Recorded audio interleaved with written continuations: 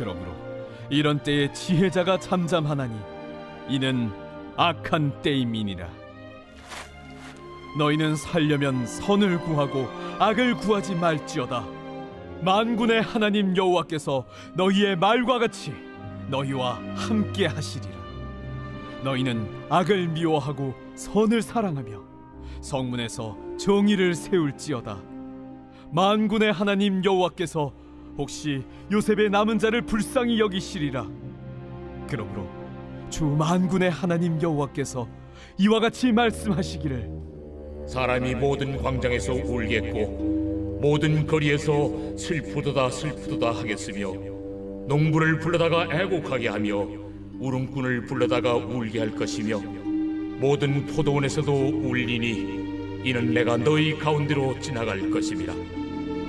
화 있을진저 여호와의 날을 사모하는 자여, 너희가 어찌하여 여호와의 날을 사모하느냐? 그날은 어둠이요 빛이 아니라 마치 사람이 사자를 피하다가 곰을 만나거나 혹은 집에 들어가서 손을 벽에 대었다가 뱀에게 물림 같도다. 여호와의 날은 빛없는 어둠이 아니며 빛남 없는 캄캄함이 아니냐?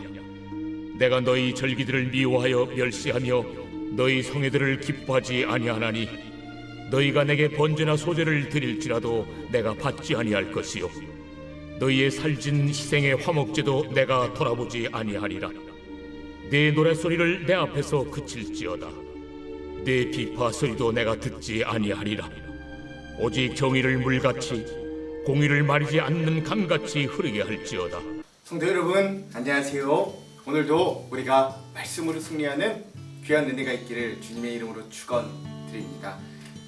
우리 계속해서 아모스 여행을 떠났고 이제 어제까지 우리가 아모스 1장에서 9장까지 함께 다 여행했고요. 오늘은 늘 그랬듯이 이 아모스 1장에서 9장까지의 내용들을 우리가 좀 잊지 말아야 될 중요한 주제들을 함께 나누면서 이 구약 성경의 30번째 책인 이 아모스도 잘 갈무리하려고 합니다. 앞에서 듣고 오셨듯이 이 아모스의 핵심 구절은 5장 21절에서 24절 말씀입니다.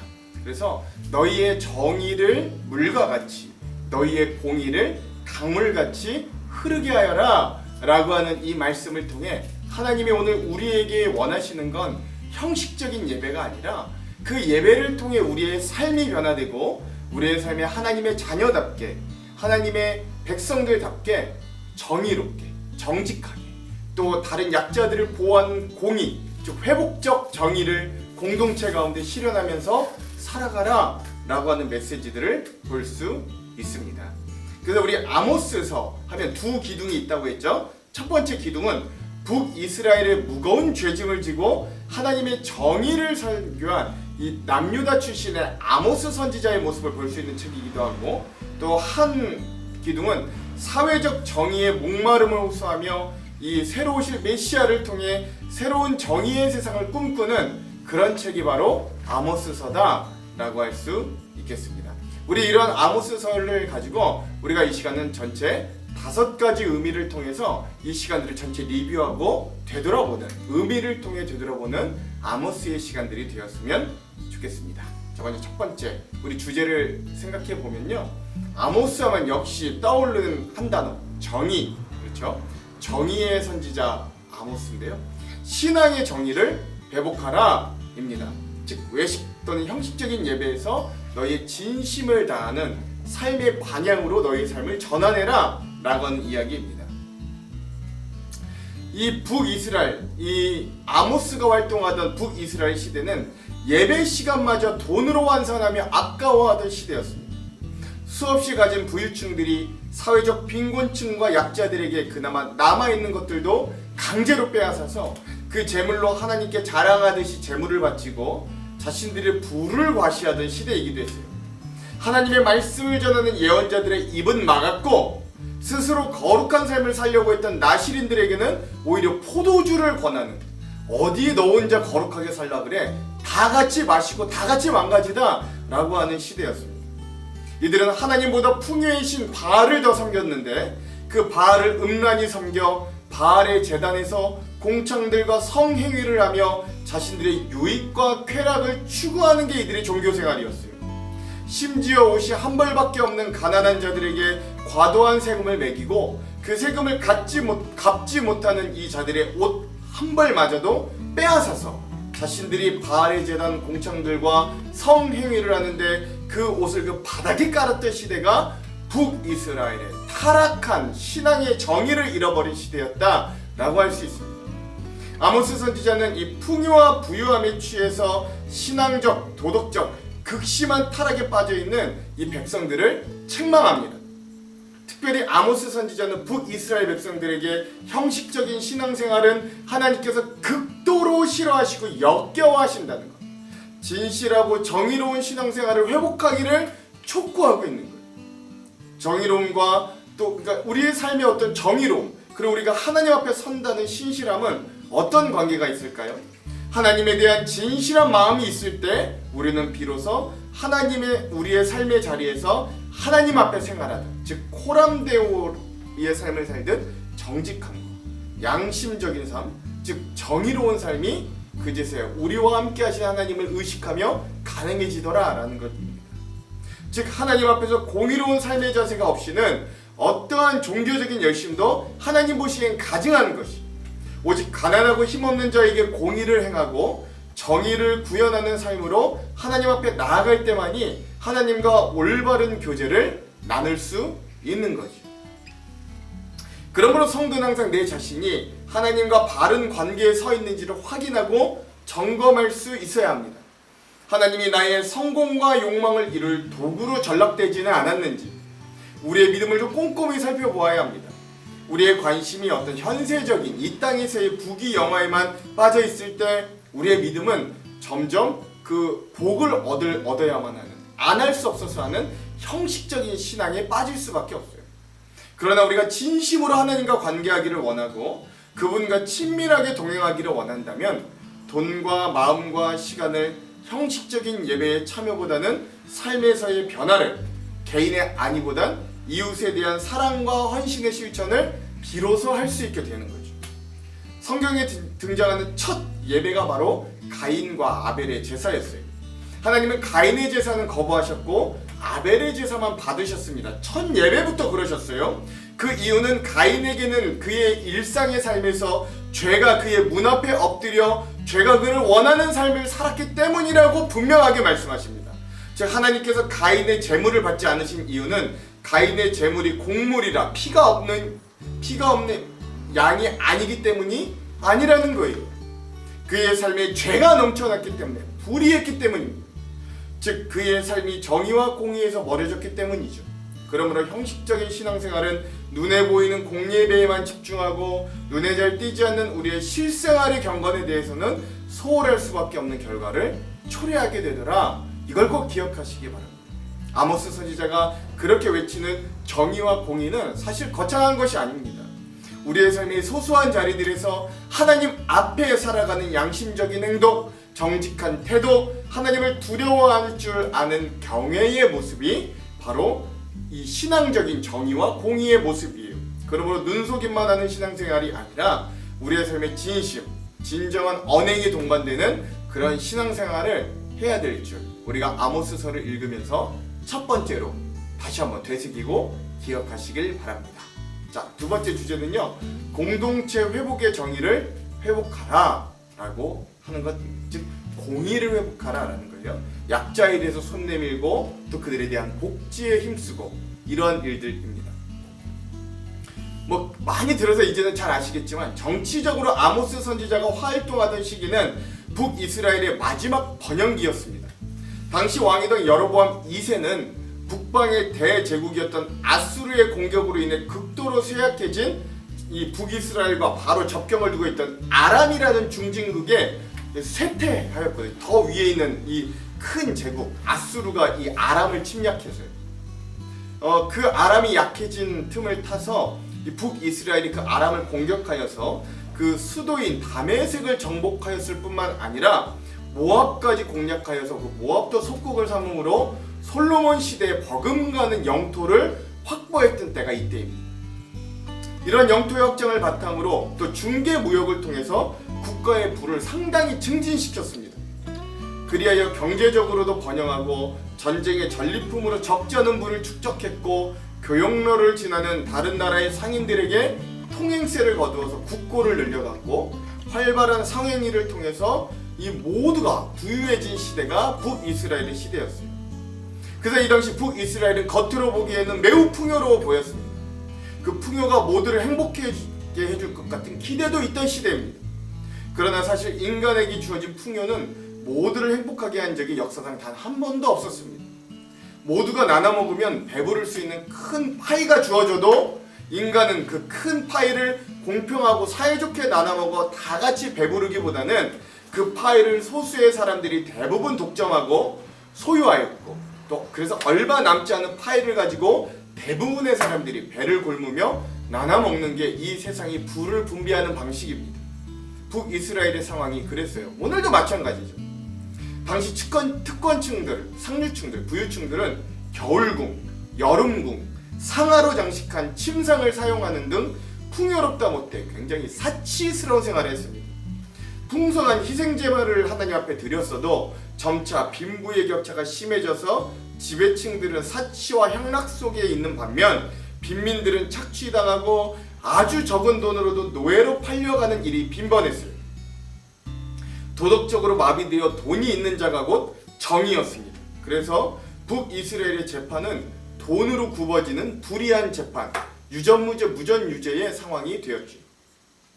겉으로는 부유하고 강력해 보이나 이 안을 잘 살펴보면 수직적인 하나님의 관계도 수평적인 이웃과의 관계도 모두 파괴해버린 인간성을 상실해버린 시대가 바로 아모스가 활동하던 북이스라엘의 상황이었습니다. 그리하여 아모스는 이렇게 백성들이 공법과 정의를 땅에 내팽개치는 이 불의한 삶이 계속되는 한 아무리 하나님의 선민이라고 할지라도 멸망의 심판을 너희가 받을 수밖에 없다라고 선포하는 거예요. 그러므로 아모스는 이 번영과 물질에 빠져 타락한 이 불의한 삶을 버리고 형식적인 신앙생활도 개혁하여서 오직 정의를 물같이 공의를 강물과 같이 흐르게 하라 라고 백성들에게 외치는 거죠. 즉 하나님의 성품, 하나님이 원하시는 건 그것이 이스라엘 백성이든 이방인이든 간에 하나님께서 창조하신 사람을 사람답게 살도록 애쓰고 힘써야 하는 것이에요. 제가 몇 번 계속해서 이제 말씀드립니다만 청파감리교회 김기성 목사 이 표현 참 잘하시는데 저도 좋아합니다. 그리스도인들은 갈 곳 없는 누군가의 설당이 되어 주어야 한다라는 것이에요. 그게 바로 공의의 참 모습이다라는 거지요. 그러므로 약자에게 하는 게 약자에게 하는 것이 그저 그냥 우리 어떤 개인적인 선행을 베푸는 게 아니라 이게 곧 하나님께 하는 것이다 라는 걸 다시 한번 기억할 수 있어야 됩니다. 마태복음 25장에도 보시면 오른쪽에 우편에는 양, 왼편에는 염소를 하나님이 마지막 날 구분해 놓으십니다. 그리고 오른편 양은 구원을, 왼편의 염소는 지옥으로 떨어지는 벌을 주시죠. 왜 양들은 구원을 얻고 이 염소들은 벌을 받는가? 이들은 목마르고 헐벗고 옥에 갇힌 자들을 돌보는 것. 양의 양편에 오른쪽에 있는 양들은 그런 일들을 감행했고 왼쪽에 있는 염소들은 그런 일들을 전혀 감당하지 않았던 거예요. 그 차이가 큽니다. 즉 연약한 자들, 우리의 주변의 어려운 이웃들을 돌보는 건 그저 자선행위를 하는 게 아니라 하나님 본인을 섬기는 것과 같다라고 하나님은 분명히 여러 번 말씀하시는 거예요.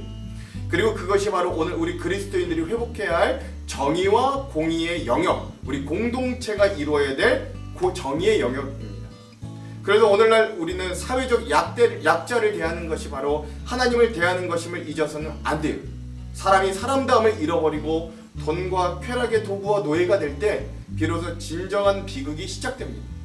아모스서 전체에서 들려오는 하나님의 외침은 이런 하나님의 형상, 인간성을 회복한 사람다움을 지키라는 메시지인 거예요. 그게 정의라는 말 안에 포함되어 있는 겁니다. 오늘 우리의 삶의 반경에서 그리스도인인 우리를 통해 이런 하나님의 휴머니즘, 즉 사람을 사람답게 하는 인애와 사랑, 즉 정의가 가득하기를 우리가 이 아모스서를 되새기면서 두 번째로 기억하시기 바랍니다. 자, 세 번째 주제, 구원은 이미 잡은 물고기가 아니다 라는 것이에요. 그러니까 선민의식도 교회당 신앙도 타파해라 라는 의미입니다. 여러분, 아모스가 혁명적인 이유는요, 이 아모스가 모든 예언서들 중에서 시기적으로 가장 먼저 쓰여졌거든요. 근데 무엇보다 그 당시 이스라엘 사람들이 마음 안에 품고 있던 어떤 선민사상 그리고 성전 중심주의를 완전히 배격하고 타파하고 있다라는 거예요. 제일 먼저 쓰여졌는데 가장 파격적이라는 겁니다. 사실 하나님의 선택을 받은 민족이라는 이 선민사상과 또 우리에게 하나님을 모시는 성전이 있다는 자부심은 이스라엘 백성들에게 어떤 정체성이자 민족의 자부심이자 그들의 존재의 근원이 되는 이유이기도 했습니다. 그러나 아모스는 이제 더 이상 이스라엘만의 하나님도 계시지 않고 하나님 스스로가 그 성전을 부셔버리실 것이라고 선포하는 거예요.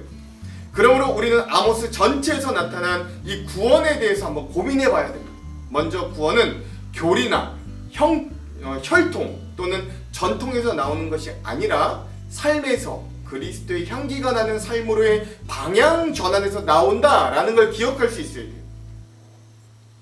안타깝게도 북이스라엘 백성들은 눈에 보이는 결과를 내려고 신앙에서마저 구원에서마저도 노력했어요. 그래서 풍요로운 재물을 월삭에 안식일에 수많은 절기에 하나님 앞에 가지고 왔습니다. 아주 화려하고 좋은 재물들이었어요. 또한 이들은 하나님께서 임재하시는 성전이 우리에게 있으니 우리는 결코 망하지 않을 거라는 헛된 기대 속에 살았습니다. 마치 언약궤가 있으면 전쟁이 지지 않겠다라고 하는 기대와 같죠. 그러므로 우리도 예배당 그러나 하나님은 그 성전마저 하나님의 손으로 무너뜨리실 것을 이야기한다라는 거예요. 그러므로 오늘 우리가 이러한 이 아모스서의 이야기들을 통해 우리도 예배당 신앙에서 벗어날 수 있습니다. 일주일에 한 번 주일에만 교회당에 나와 예배함으로 우리가 하나님과 진정한 관계를 맺고 살아간다고 할 수 없음을 우리는 이 아모스가 말하는 구원관에서 배울 수 있어야 됩니다. 하나님은 우리의 삶의 현장에서 직접 관계를 맺고 친밀하게 동행하기를 원하십니다. 그리고 하나님과 친밀한 관계를 맺은 우리의 삶의 모습 속에서 그리스도의 향기가 나기를 간절히 바라십니다. 그러므로 우리의 신앙생활은 어떤 비어있는 예배당을 채우는 신앙을 넘어서서 삶 속에 그리스도의 향기를 채우는 삶으로 변화될 수 있어요. 거기에서부터 구원이 시작됩니다. 또한 북이스라엘 백성들은 이런 하나님의 평가 중에 자신들은 선민이기 때문에 자신들의 행위와 삶의 경을과는 상관없이 심판 대신에 하나님의 존귀와 영광만을 받을 것이라 착각했어요. 오히려 우리들은 구원받을 거고 주변에 있는 열방의 나라들만 심판받을 것이다 라고 오해했습니다. 그렇게 오해하며 자신들의 그릇된 신앙생활 속에서도 무한한 낙천적인 마음을 가지고 여전히 죄 가운데 사는 백성들에게 아모스는 철퇴를 가합니다. 하나님의 심판의 날에는 너희도 심판을 받을 것이다. 사자를 피해 화가 난 곰을 만난 것처럼 너희도 재앙을 받을 것이다. 그날은 너희에게 밝은 광복의 날이 아니라 어둡고 슬픈 날이 될 것이다 라고 말이죠. 이런 아모스 선지자의 외침에 오늘 우리의 모습도 한번 되돌아볼 수 있어야 되는 거예요. 사실 오늘날 그리스도인들에게 복음은 갚을 수 없이 주어진 값없는 은혜, 그래서 그렇게 은혜를 받은 우리는 감격과 변화의 모습을 보여야 하는데 그것이 주님이 우리가 갚을 수 없어 값없이 주셨다 하여 우리가 값싼 은혜를 받은 것 같이 너무 쉽게 죄사함과 구원을 여기고 있다라는 겁니다. 교회 안에 있는 우리는 구원받고 교회 밖에 있는 자들은 지옥 갈 거라 너무 쉽게 자신합니다. 그래서 자신의 죄와 불신앙적인 모습도 너무 쉽게 용서받을 수 있으므로 자기 합리화하고 사랑하시고 인내하시고 우리를 용납하시는 하나님에 대해 우리는 우리의 목적대로 이용하고 적용하는, 그래서 우리가 하나님을 따라 살아가는 신앙이 아니라 우리에게 하나님이 맞추어 하나님께서 우리를 따라오게 만들려는 수없는 시도가 우리의 신앙생활에 함정같이 여기저기 숨어 있습니다. 그러나 아모스 선지자는 그런 우리들에게 이런 말씀을 주는 거예요. 하나님은 그렇게 업신여김을 당하시며 우리에게 이용당할 뿐이 아니라는 거예요. 하나님의 심판의 자리는 우리가 그렇게 쉽게 생각하며 맞이할 자리가 아니라는 것이죠.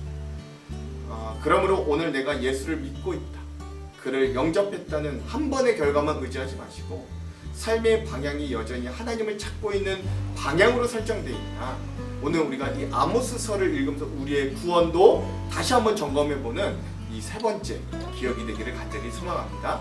자, 네 번째, 가장 큰 재앙은 말씀의 기근입니다. 그러니 말씀을 여전히 사모하십시오. 이런 주제입니다. 하나님을 철저히 떠난 이스라엘 백성에게 하나님은 무서운 재앙들을 선포하십니다. 그 중에서도 특별히 양식이 없어 굶어 죽는 게 아니었어요. 하나님이 내리신 재앙이 물이 말라 목말라 죽는 것도 아니었습니다. 하나님이 내리신 재앙 중에 가장 큰 재앙은 바로 하나님의 말씀을 듣지 못하는 말씀의 기근이었습니다. 아모스 8장 11절과 12절입니다. 주 여호와의 말씀이니라. 보라 날이 이를지라 내가 기근을 땅에 보내리니 양식이 없어 주림이 아니며 물이 없어 가람이 아니요 여호와의 말씀을 듣지 못한 기갈이라. 사람이 이 바다에서 저 바다까지 북쪽에서 동쪽까지 비틀거리며 여호와의 말씀을 구하려고 돌아다녀도 얻지 못하리니. 아멘. 그렇죠. 이게 실상 가장 큰 재앙입니다. 하나님의 백성에게 말씀은 모든 것이, 하나님의 말씀이 우리에게 주어진다는 건 하나님께서 나와 함께 계시다라는 증거입니다. 말씀이 들리면 믿음이 생기고 치유가 일어납니다. 말씀이 들리면 절망과 두려움이 극복되고, 우리에게 말씀이 진정 들려오면 고난 가운데서도 인내하며 이길 수 있는 힘을 얻습니다. 모든 것은 하나님의 말씀이 그에게 들릴 때 가능해지는 거예요. 즉 하나님이 그와 동행하신다는 표시가 바로 우리에게 말씀이 들리고 주어진다라는 것입니다. 그러나 사람들은 의외로 말씀의 기간을 두려워하지 않아요. 모든 것이 그냥 아무 문제 없이 잘 흘러가는 듯 보이기 때문입니다. 지금 잘 먹고 어려움 없이 잘 지내고 있는데 뭘 하나님의 말씀을 또 들어야 합니까? 라고 질문하기도 해요. 그러나 우리의 인생 가운데 평안하기만 할까요? 그렇지 않아요. 우리의 인생에 분명히 위기를 맞을 때가 있는데 그런 위기의 상황을 만나지면 말이 달라집니다. 모든 것이 순식간에 무너지면 사람들은 그제서야 자신들이 의지해왔던 것들이 얼마나 허망한 것인가를 깨닫게 됩니다. 아모스 선지자가 선포한 이 말씀의 기갈이 오기 전부터 이 북이스라엘은 이미 말씀의 기갈 속에 살았는지도 모르고 오늘 우리도 여전히 이런 말씀의 기갈 가운데 사는지도 모르겠습니다. 수도 없는 선지자들의 외침에 귀를 막고 눈 감아왔던 이들의 모습이 바로 오늘 우리의 모습이기도 합니다. 그래서 2700여 년 전 이스라엘을 향한 아모스의 외침은 오늘 우리를 향한 외침이 되기도 합니다.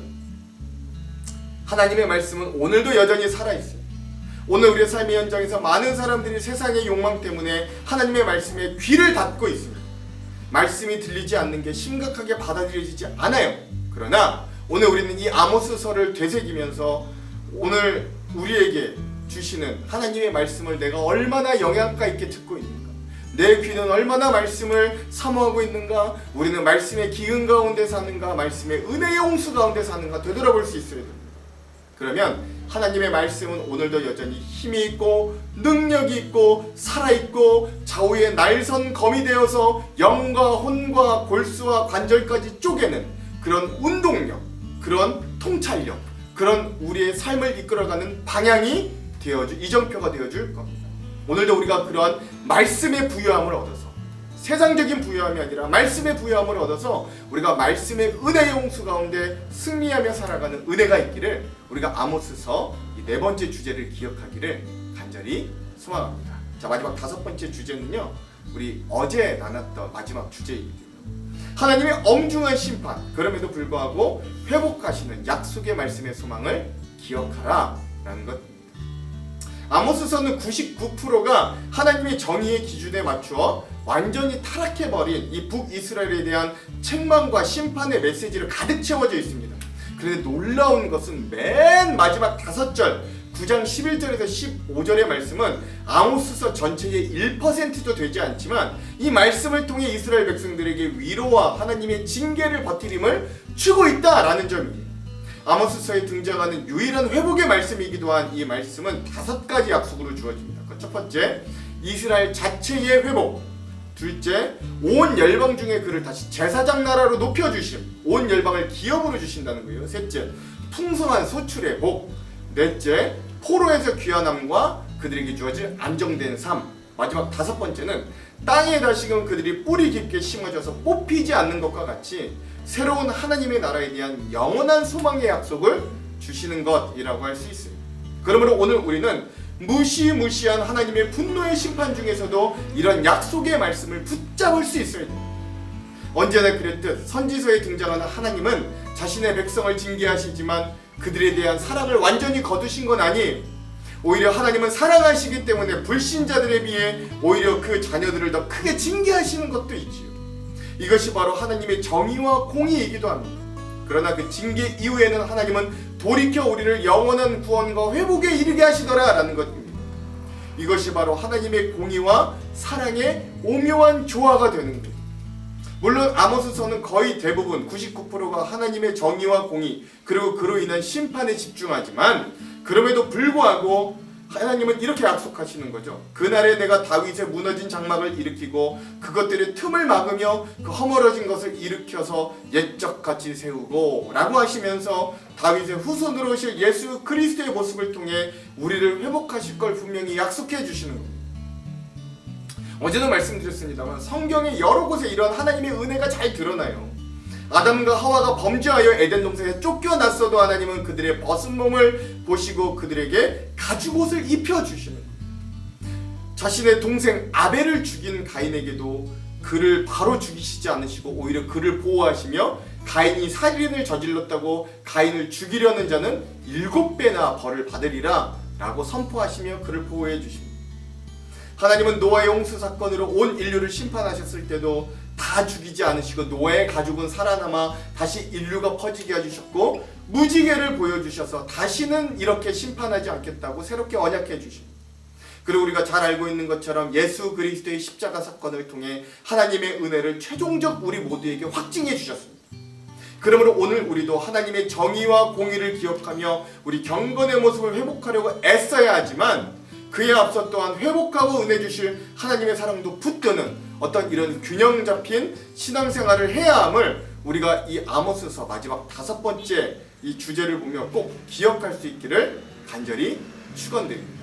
아무쪼록 우리가 이렇게 아모스서를 읽고 또 그 의미들도 되돌아봤는데 이런 시간들을 통해 우리의 삶이 하나님 앞에 경건의 모습, 정의의 모습, 진실한 모습으로 한 발자국이라도 더 삶으로 나아가기를 주님의 이름으로 간절히 축원합니다. 기도할게요.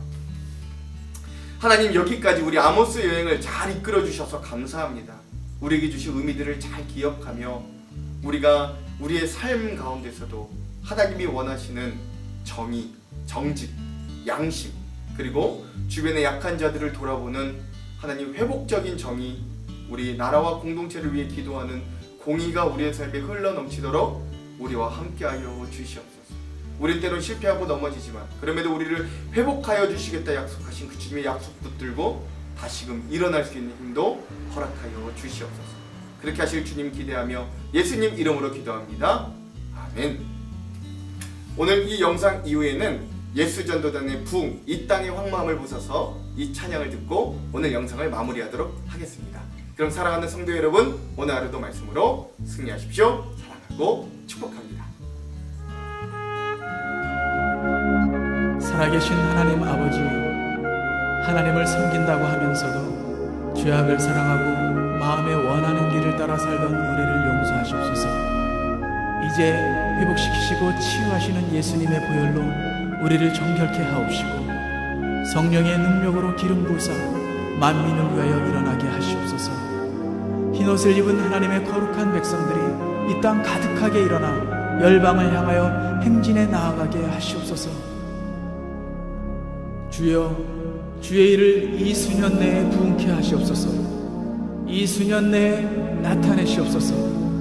진노 중에라도 긍휼을 잊지 마시옵소서. 이 땅에 거부하고